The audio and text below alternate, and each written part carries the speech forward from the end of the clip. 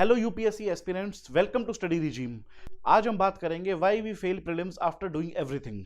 देखो, हम पढ़ाई बहुत करते हैं, बहुत सारे नोट्स पढ़ते हैं, बहुत सारी कोचिंग करते हैं, सारा साल पढ़ते रहते हैं, लेकिन अल्टीमेटली फिर भी ऐसा क्यों होता है कि इवेंचुअली अपने एग्जाम में नंबर कम आते हैं और अपने फेल हो जाते हैं।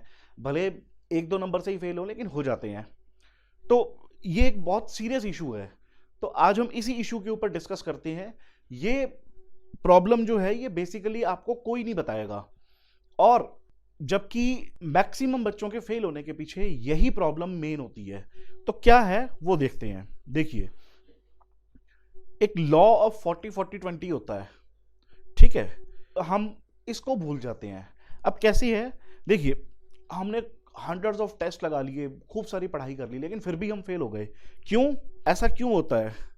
ऐसा इसलिए है, द रीजन इज कि हम यूपीएससी का एक बहुत ही बेसिक लॉ है, और वो है 40-40-20 का। यूपीएससी अपने एग्जाम में कभी इस लॉ को नहीं ब्रेक करती। आप चाहे पिछले 20 साल के 30 साल के पेपर उठा के देख लो, आपको सेम पैटर्न पे पेपर मिलेंगे। 40-40-20 सुना हम सब ने है। अभी जब मैं आपको इस बारे में बताऊंगा तो आपको ऐसा लगेगा, अरे यार ये तो पता ही है हमें, ये तो हर कोई बात करता है, ये तो बहुत कॉमन सी बात है। तो मैं इसमें आपको क्या स्पेशल बता रहा हूं। हम सब जानते हैं 40-40-20 के बारे में। हम सब जानते हैं कि यूपीएससी प्रीलिम्स के पेपर में क्वेश्चन 3 कैटेगरी में आते हैं, लेकिन उसके बाद भी हम फेल हो जाते हैं इसको समझने में। कैसे इसको फेल हो जाते हैं समझने में, चलिए आइए देखते हैं। 40 जो है ये बहुत ही इजी क्वेश्चंस आएंगे।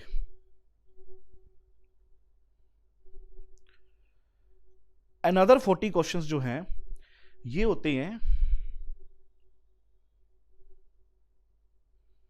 एलिमिनेशन से सॉल्व होने वाले, और अनदर 15-20, जनरली 20 क्वेश्चंस ऐसे होते हैं जिनको हमें कंप्लीटली छोड़ना होता है। हमें इन क्वेश्चंस को टच भी नहीं करना। हमें पूरा का पूरा प्रीलिम्स का गेम इन 2 क्वेश्चंस के ऊपर टिका हुआ है। एक तो 40 क्वेश्चंस वो जो बहुत इजी हैं, और एक वो 40 क्वेश्चंस जो एलिमिनेशन टेक्निक से सॉल्व होंगे, यानी कि जो आपको डायरेक्टली नहीं आते होंगे, आपको उनमें कहीं ना कहीं एलिमिनेशन लगाना ही पड़ेगा। अब एलिमिनेशन से बहुत लोग डरते हैं कि एलिमिनेशन तो गलत हो रहा है आजकल, हम तो एलिमिनेट करते हैं, हमारे तो मैक्सिमम क्वेश्चन गलत हो जाते हैं। नहीं होते, बिलीव मी, नहीं होते। कैसे, मैं आपको बताता हूं। देखिए, ये वो इजी क्वेश्चंस हैं 40 जो आपको आने ही चाहिए, क्योंकि इन क्वेश्चंस को सब करते हैं, इनको सब पढ़ते हैं, इनको सब करते हैं, तो ये आपको भी आने चाहिए। अब दूसरे कैटेगरी के क्वेश्चंस हैं ये एलिमिनेशन वाले। एलिमिनेशन वालों में क्या होता है कि हमें भाई या तो 2 ऑप्शन आते होंगे, या मे बी एक ही ऑप्शन आता होगा, ऐसे क्वेश्चंस आते हैं, ठीक है। अपने मान के चलते हैं कि आपने इसमें से 20 क्वेश्चन सही कर दिए और 20 गलत कर दिए। देखिए, ये जो प्रोबेबिलिटी है ना, आपका ऐसा मानना होगा कि प्रोबेबिलिटी काम नहीं करती, यू माइट बिलीव, क्योंकि आपके जो नेगेटिव्स हैं वो बहुत ज्यादा हो जाते हैं, लेकिन ऐसा नहीं होता। प्रोबेबिलिटी हमेशा काम करती है, it always works, trust me, probability always works. अगर हम 30-40 क्वेश्चंस की बात कर रहे हैं, यानी कि अगर हमारा जो अटेम्प्ट है एलिमिनेशन वाला, अगर हमने प्रोबेबिलिटी में इनपुट्स ज्यादा दिए हैं, देखिए, अगर आप मान लो 2 ही क्वेश्चन 3 क्वेश्चन पे प्रोबेबिलिटी निकालोगे तो हो सकता है वहां काम ना करे, लेकिन जब आप 40 क्वेश्चंस की बात करोगे, probability works, it works. 10% plus minus हो सकता है, अदरवाइज इट वर्क्स। कैसे? अब देखिए, 20 क्वेश्चंस आपने यहां से सही कर दिए और 20 आपने यहां से गलत कर दिए। अल्टीमेटली हुआ क्या कि ये 20 क्वेश्चन जो है, चलिए इनको अपने 21 एज्यूम करते हैं, ये 20 क्वेश्चन आपके साथ और ले जाएंगे, ठीक है। 40 में से 20 गए और 7 और चले गए, यानी कि 40 में से 27 गए, आपके नेट 13 क्वेश्चन यहां पे बच गए, ठीक है। अभी आप इसको एक बार ध्यान दो, नेट 13 क्वेश्चन आपके यहां पे बच गए, ठीक। ऑन दी अदर हैंड ये जो 40 क्वेश्चन है, अब होता क्या है कि हमें ना यही पता नहीं चलता कि कौन से वो 40 क्वेश्चन इजी वाले थे और कौन से एलिमिनेशन वाले थे। ठीक है, हम जब पेपर सॉल्व कर रहे होते हैं ना, तब उस टाइम पे तो हमारा ध्यान ही नहीं होता, और उस टाइम पे ध्यान देना भी नहीं चाहिए। क्या होता है कि जब घर आके हम जब अपनी आंसर की मैच करते हैं ना, जब अपने अपने आंसर निकालते हैं कि हमारे कितने गलत हुए कितने सही हुए, हम उस टाइम पे भूल जाते हैं इस चीज़ को कि हमें ये आइडेंटिफाई करना था कि 40 इजी क्वेश्चंस और 40 एलिमिनेशन वाले क्वेश्चंस में इन दोनों को 2 कैटेगरी में रखना था, और तब देखना था कि किस में कितने गलत हुए कितने सही हुए। और ऐसा कोई नहीं करता, इसीलिए इस लॉ को आज तक कोई समझ नहीं पाया। पता सबको है, लेकिन कोई एस्पिरेंट समझ नहीं पाया इस लॉ को। वो इसीलिए क्योंकि घर आने के बाद जब आंसर की अपनी मैच करते हो, तब उस टाइम पे आप कैटेगराइज नहीं करते। अगर उस टाइम पे कैटेगराइज कर लो, आपको ये लॉ बहुत अच्छे से समझ में आ जाए। और ये 40-40-20 is the only and only success key for UPSC prelims. Believe me, इसके अलावा और कोई स्ट्रेटेजी नहीं हो सकती। अगर आप इस लॉ को समझने में फेल हो गए, आप प्रीलिम्स नहीं क्लियर कर पाओगे। आप भले कितनी टॉपर वीडियो देख लो, कितने ही आप यूट्यूब पे और देख लो, ये पॉइंट्स कर लो, ये 5 तरीके आजमा लो, ये 10 तरीके आजमा लो, ये XYZ चीजें कर लो, प्रीलिम्स क्लियर हो जाएगा। मैंने हर बार क्लियर किया। दिक्कत ये है कि ये 40-40-20 के लॉ को वो लोग जानते तो हैं, वो समझते तो हैं, लेकिन पता नहीं क्यों फिर भी आज तक बता नहीं पाए। मैं आपको बताता हूं इसमें कैसे होता है। देखो, ये जो 40 क्वेश्चंस है ना, इनमें हमारे सबके सब सही होने चाहिए, इनमें एक भी गलत नहीं होना चाहिए। ये जो 40 क्वेश्चंस हैं, ये पूरे के पूरे, इन 40 क्वेश्चंस का सोर्स क्या है? इनका सोर्स है स्टैटिक ओनली। इनका सोर्स है स्टैटिक ओनली। ये 40 क्वेश्चंस सिर्फ और सिर्फ स्टैटिक टॉपिक से आते हैं, ये कभी करंट से नहीं आते। और ये वो टॉपिक्स हैं जिनके बारे में हर बच्चा जानता है, हर स्टूडेंट जानता है, लेकिन फिर भी वो इनको इग्नोर कर देता है, इजी समझ के, ये समझ के कि मैंने तो कई बार पढ़े हुए हैं, ये तो मैं वैसे ही सही कर दूंगा। एग्जाम में क्वेश्चन आता है, ओवर कॉन्फिडेंट होते हैं उनको लेकर, अरे ये तो मैं वैसे ही सही कर दूंगा, और वहीं सिली मिस्टेक हो जाती है। वहीं हम इन 40 क्वेश्चंस को गलत कर देते हैं। दूसरा एक सबसे बड़ा रीजन ये होता है कि इन 40 क्वेश्चंस के जो टॉपिक्स हैं, हमें सबको पता है। अगर आपने पिछले 5-7 साल के पेपर उठा के देखे है ना, तो आपको पता होगा कि इन टॉपिक से तो यूपीएससी हर साल क्वेश्चन पूछती है, लेकिन उसके बाद भी हम उनको ढंग से प्रिपेयर करने में फेल हो जाते हैं। तब हम ये 40 क्वेश्चंस गलत करने लगते, तभी हम, देखो ये एक पॉइंट है, सिलेक्शन पॉइंट। आप इससे इधर जाते हो, आपको सिलेक्शन पॉइंट पार करना होता है प्रीलिम्स में। ठीक है, होता ये है कि जब हम ये 40 क्वेश्चंस गलत करने लगते हैं, तो हम यहां से वापस आने लगते हैं। जब हम ये गलत कर रहे होते हैं, तब हम वापस नहीं आ रहे होते, तब हम आगे की तरफ ही बढ़ रहे होते हैं। बस ये है कि हमारी आगे बढ़ने की स्पीड थोड़ी स्लो हो जाती है, लेकिन हम वापस नहीं आते। वापस हम उसी केस में आएंगे जब हम ये 40 क्वेश्चंस गलत करने लगते हैं। अब सवाल आता है, जी क्या पढ़ें, कैसे पढ़ें? देखो, ये बहुत सिंपल सी चीज है, इसमें कुछ भी ऐसा टफ नहीं है। ठीक है, कैसे, मैं आपको बताता हूं। आप एक तो ना एग्जाम को बहुत ज्यादा ओवर ग्लैमराइज कर जाते हो कि यूपीएससी का एग्जाम है, अरे भाई इतना टफ पेपर, इंडिया का, वर्ल्ड का सबसे tough paper, everything under the sun is the syllabus of UPSC. यही गलती हो जाती है। यूपीएससी को पेपर सिर्फ और सिर्फ दिल्ली के कोचिंग वालों के लिए नहीं बनाना होता, वो ऑल ओवर इंडिया के बच्चों के लिए बनाती है। वो लद्दाख में, नॉर्थ ईस्ट में, वो किसी इंडिया के किसी भी कॉर्नर पे बैठे एक बच्चे के पास, जिसके पास रिसोर्सेज, जिसके पास द हिंदू की एक्सेस भी शायद एक हफ्ता 10 दिन बाद आती होगी, उनको सोचकर भी बनाना होता है। लेकिन हम एग्जाम को इतना ज्यादा ओवर ग्लैमराइज कर देते हैं कि इसकी वजह से क्या होता है कि एग्जाम में जो बेसिक क्वेश्चन आ रहा होता है, और जब हमें उसका पता है कि हाँ इसका यही आंसर है, लेकिन एक सेकंड थॉट हमारे दिमाग में ये चलता है, यार इतना इजी नहीं हो सकता, ये यूपीएससी का एग्जाम है, ये इतना इजी नहीं हो सकता। जैसे ही हमारे दिमाग में ये थॉट आता है, फिर हम उस सही आंसर को गलत करके नया आंसर मार्क करते हैं और हमें ऐसा लगता है कि पूरे इंडिया में बस मैं ही हूं जिसने ये क्वेश्चन सॉल्व किया है और कोई नहीं इस चीज को क्रैक कर पाएगा। यहां आपका क्वेश्चन गलत है। यहां जो नहीं क्रैक कर पाए ना उनका सही है, क्योंकि आपने इस एग्जाम को ओवर ग्लैमराइज कर रखा है पहले से ही। फ्रॉम डे वन इटसेल्फ, जब आप इसकी प्रिपरेशन में एंटर करते हो, from that day itself you have made this exam over glamorise. Second, test series. अब जो आप टेस्ट सीरीज ज्वाइन करते हो, ठीक है, मैं ऐसा नहीं कह रहा कि ऐसा हर इंस्टीट्यूट करता है, लेकिन जनरली ऐसा देखा गया है। अच्छे इंस्टीट्यूट्स कुछ हैं जो ऐसा नहीं भी करते। जनरली ऐसा देखा गया कि उन टेस्ट में क्या होता है, उन टेस्ट में दो तरीके के क्वेश्चन होते हैं। उन टेस्ट में जो रेशियो चलती है वो चलती है 20:80 की। 20 इजी क्वेश्चंस होते हैं और 80 टफ कैटेगरी में नहीं आते, वो आते हैं ट्रिवियल कैटेगरी में। ये 80 क्वेश्चंस इतने ज्यादा फैक्चुअल होते हैं, इतने ज्यादा डीप होते हैं, यूपीएससी ने आज तक ऐसे क्वेश्चंस नहीं पूछे। बिलीव मी, आप खुद अपना प्रीवियस ईयर पेपर्स उठा के देख लो, आपको पता चल जाएगा कि मैं जो कह रहा हूं वो आपको सही कह रहा हूं। यूपीएससी ने आज तक कभी ऐसे क्वेश्चंस नहीं पूछे। होता क्या है कि हम टेस्ट सीरीज देने लगते हैं, ये 20 क्वेश्चंस को तो हम इग्नोर ही कर देते हैं। ये जो 80 क्वेश्चंस होते हैं ना, क्योंकि इनकी क्वांटिटी बहुत ज़्यादा है हर टेस्ट में, हम इनके पीछे लग जाते हैं।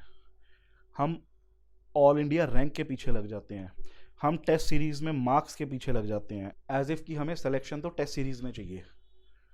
हम टेस्ट सीरीज को जीतने में लग जाते हैं, जबकि टेस्ट सीरीज में जो 80 क्वेश्चंस हैं वो तो यूपीएससी ने आज तक कभी नहीं पूछे। उस लेवल पे यूपीएससी आज तक कभी नहीं गया, उतनी डेप्थ में आज तक कभी नहीं गया। अगर जिस दिन यूपीएससी इतनी डेप्थ पे चला गया ना, ट्रस्ट मी, कट ऑफ 20% से भी कम रह जाएगी। कोई कर ही नहीं पाएगा इतने टफ क्वेश्चंस को। जबकि हमें यहाँ पे करना क्या चाहिए था? देखो, टेस्ट सीरीज को कैसे यूज किया जाता है।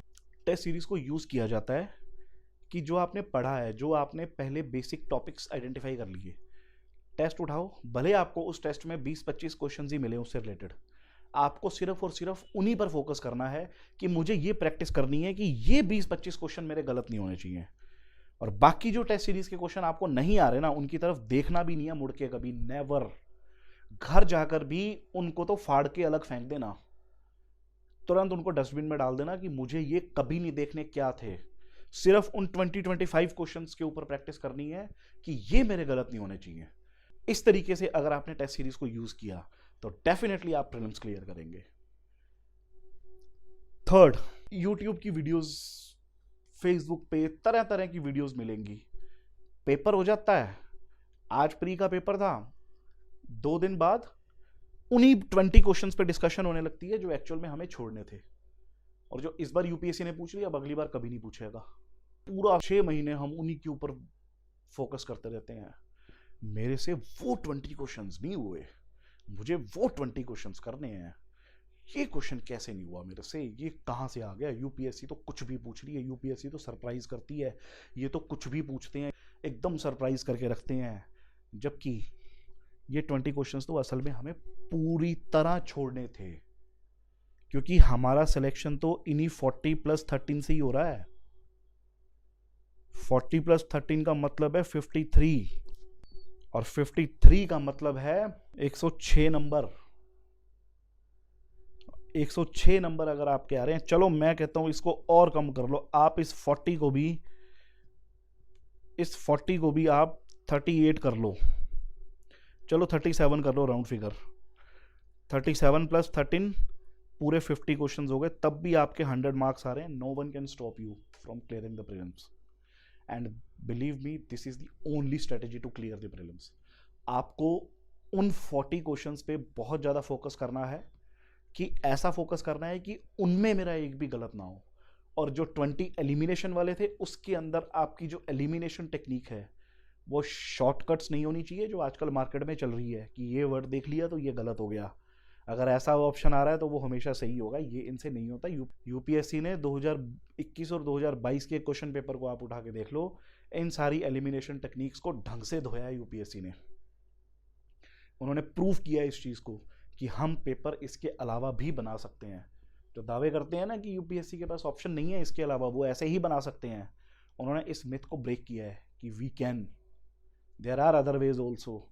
और याद रखना, हर चीज़ के अदर वेज होते हैं हमेशा, हमें नज़र नहीं आ रहे वो अलग बात है, लेकिन होते हैं। तो हमें इन वाईटी वीडियो से भी बचना है। फिर lack of proper guidance about how to analyse the prelims. अब ये जो मैंने आपको स्ट्रेटेजी बनाई 40-40-20 की, ये strategy, this is the only way to analyse any prelims exam in the world, not even UPSC, any exam in the world, this is the only way to analyze that exam. अगर आप इस तरीके से उस paper को analyse करते हो, हर बार आपका पेपर निकलेगा, हर बार। लेकिन हमें गाइडेंस नहीं होती कि हमें कैसे एनालाइज करना है, लेकिन कोई बात नहीं, आज हमने वो भी सीख लिया। Fifth, making the process so complicated.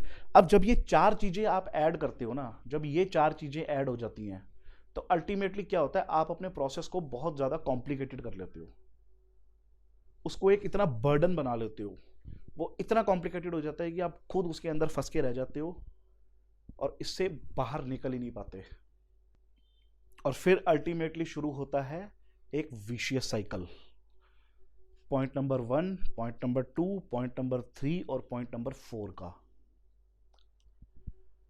और ये साइकिल एवरी ईयर और स्ट्रॉन्ग होता जाता है, क्योंकि इससे बाहर आने का सिर्फ और सिर्फ एक ही तरीका था, और वो था अगर हमें ये पता चल जाए कि पेपर को कैसे एनालाइज करना है। That is the 40-40-20 law of UPSC. जब तक हमें ये नहीं पता होगा, हम इस विशियस साइकिल से कभी बाहर नहीं आ पाएंगे, और ये स्ट्रॉन्ग पे स्ट्रॉन्ग होता जाएगा। Ultimately 6 attempts over and game end. So हमें ये नहीं करना। नाउ रिमेंबर, हमें फोकस करना है सिर्फ और सिर्फ इन 80 क्वेश्चंस पे। इन 80 क्वेश्चंस को हमने इस तरीके से प्रिपेयर करना है कि 40 मेरे वो बेसिक क्वेश्चन हैं जो मैं कभी गलत नहीं करूंगा।